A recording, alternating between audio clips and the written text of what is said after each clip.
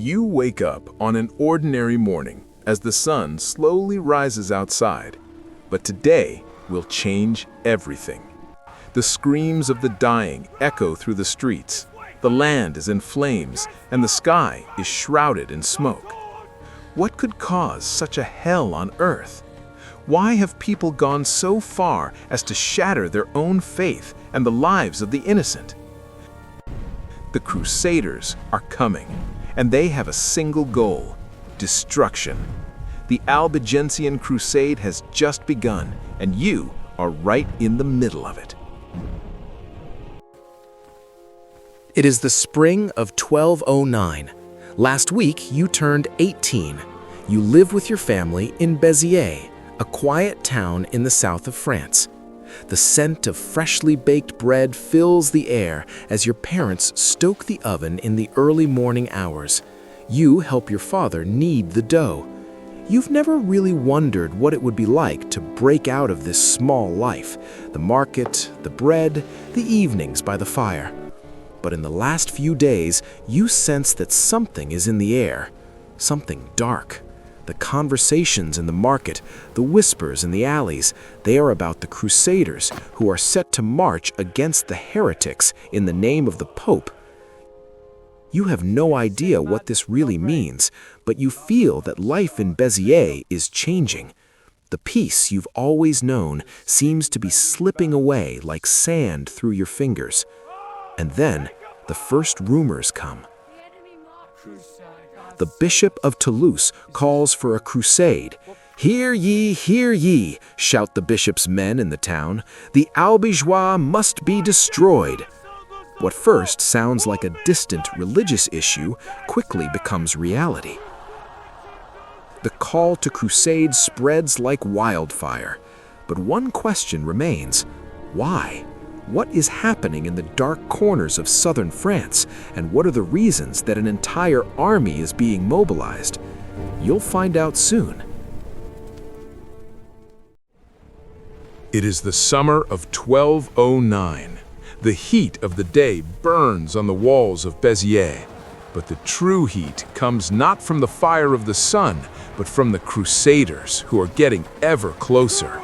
You've never seen the town like this. The streets are full of men in torn armor, spreading fear with every step. They shout, they sing, they pray, but you feel no divine breath, only the coldness of war, spreading farther and farther. In the marketplace, you hear the first command.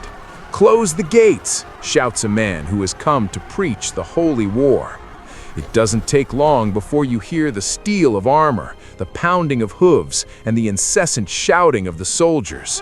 "The heretics must be wiped out," they cry, but you don't know who they mean. You, your family, and your friends, the people you've known for years, nothing will happen to you, right? But the shock comes quickly, a command so cruel and final you can hardly believe it. "Kill them all," bellows the Crusader leader, Arnaud Amalric. "God will recognize his chosen." And you understand. The town, the life you know, everything will be destroyed. You hear the first screams, the rush of swords, the sound of metal striking flesh, and you see women and children being knocked to the ground in the streets. Your legs feel like lead. Your first instinct is to run, but where to? The whole city is shrouded in a thick, blood-red fog. There is no safe place anymore. The houses near you begin to burn, and you smell the wood melting as it bursts into flames.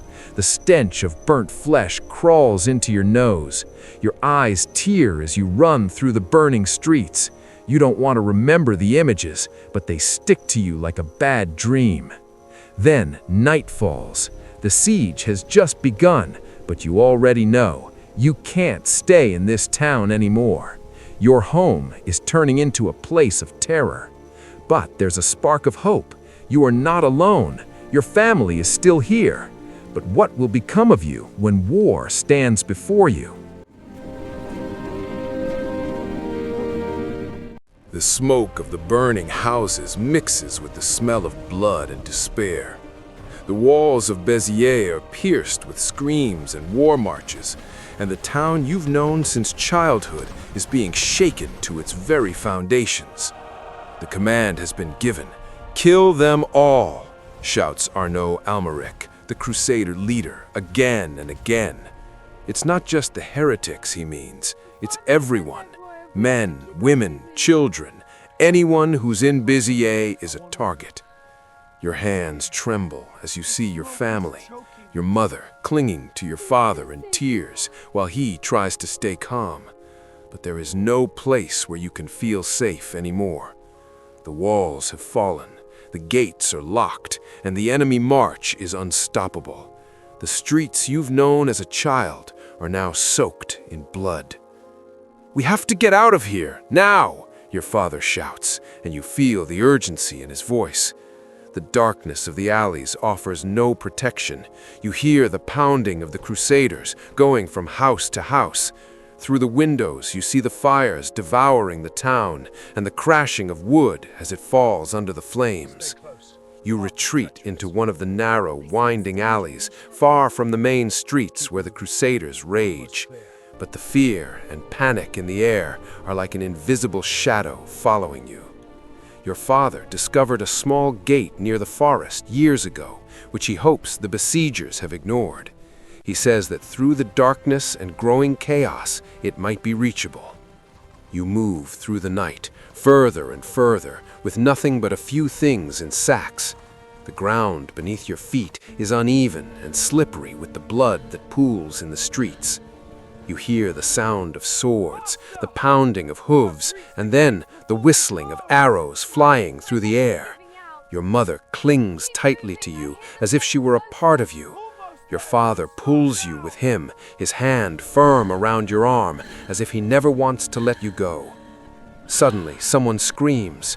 A man falls to the ground. A Crusader has struck him down. You quickly turn away, pressing deeper into the darkness of the alleys.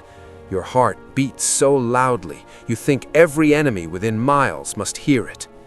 Then you reach the gate. It is unguarded, as the Crusaders are focused on the main entrances and the walls. The family slips out unnoticed. The escape leads you further into the forest outside the city, and only when you can no longer see the flames of the burning town do you dare to stop. But the war doesn't stop. You know you've left Béziers, but the fear remains. The screams, the stench, the death. Your father whispers, "We made it, but what will happen to the city? What's left of Béziers?" But he doesn't know either. You've survived, but what remains of your home is a pile of ash and blood. It is January 1210. 6 months have passed since the siege of Béziers, and you are still in the forest with your family and other survivors. But this forest is no safe place. It is a grim refuge, offering no protection from the merciless reality of war. Here, you hide from the Crusaders, who continue to march relentlessly through Languedoc. But the forest also holds its own dangers. The air is bitterly cold, the ground covered in ice and snow. There is no time for peace, no time for rest. You live in constant fear that the next moment could be your last. Food is scarce. You survive on whatever the forest provides. Berries that burst in your mouth like poisoned bullets, roots that only briefly fill your stomach, and wild meat that barely satisfies your hunger. You've learned to survive on little, but hunger gnaws at you constantly. The cold makes you shiver, and sleep is barely a weak comfort as the constant sound of whispering winds fills the forest. The guards patrolling the camp are always on alert. But life here is not only about hiding from the Crusaders. It also means that the forest is your only defense, but the forest is no friend. It hides dark secrets and merciless dangers. You hunt with traps, catch whatever can still hide nearby, but it is never enough. Every night, new faces appear, hungry, tired, with the same fear in their eyes, and each one brings more stories of death. There are rumors that Crusaders have entered the forest. that they're prowling the remote refugee camps. Every day you survive here is a gift, but also a torment. The stories of those who did not survive echo through the woods. People who succumbed to the dangers of the forest, torn apart by wolves or struck down by disease. The stories of the atrocities committed in the villages and towns are still fresh, and you know that the Crusaders will soon descend upon this forest as well. On one of these grim evenings, as the wind howls through the bare trees and darkness falls over the forest, you sit by the campfire with an older man, a former merchant from Béziers. The cold at night is biting, but there is an unusual silence that makes you uneasy. The old man stares into the flames as if searching for answers. "There's news from Toulouse," he says, his voice rough and trembling. "The Crusaders are gearing up for the next attack. They'll burn this city to the ground, just as they did with Béziers. They want to depopulate it. Anyone who stands against the church will be wiped out. They've already begun to gather." You feel a coldness settle in your gut that has nothing to do with the winter chill. Toulouse, the last great city still resisting the Crusaders. You know what this means. The Albigensian Crusade hasn't reached its end. Béziers was only the beginning, a brutal example. A sign from the Church and the Crusaders: resistance will not be tolerated. "Believe me, they're coming," says the man, looking at you with an ominous expression. "The siege will be like the massacre of the Cathars in Béziers. Thousands will die, women, children, the elderly. They'll burn them all. They'll consume them with the flames." You can't shake the images of Béziers, the burning houses, the screams of the damned who lost their lives in the flames. You saw it, you lived it. But what's coming for Toulouse could be worse, because the Crusaders have perfected their tactics. They know how to bring cities to their knees, and Toulouse, with its huge population, will be the next place of horror. "They have no plan, they'll spare nothing," the man continues. "And when they take Toulouse, no one in this land will be safe." You feel the words tighten around your chest. The thought that Toulouse, one of the last bastions of resistance, might fall makes your blood run cold. But you also know this war is far from over. The worst is yet to come. "But we must survive," whispers the old man. "Somehow we must survive until it ends." In the years that follow, you'll hear from other refugees who, like you, had to flee from the Crusaders. Some die in battle, others in exile. But many also die in the dark forests and remote fields, starving or ravaged by disease. The Albigensian Crusade officially ends in 1229, but you know it will never truly end. The hatred against the Cathars, the fire of the Inquisition, still burns deeply within the heart of the Church and the power of the Crusaders. During this time, you will never truly feel safe. And even if you survive the years, you'll carry the scars of war and violence within you, just like all the survivors of the darkness that this war has left behind.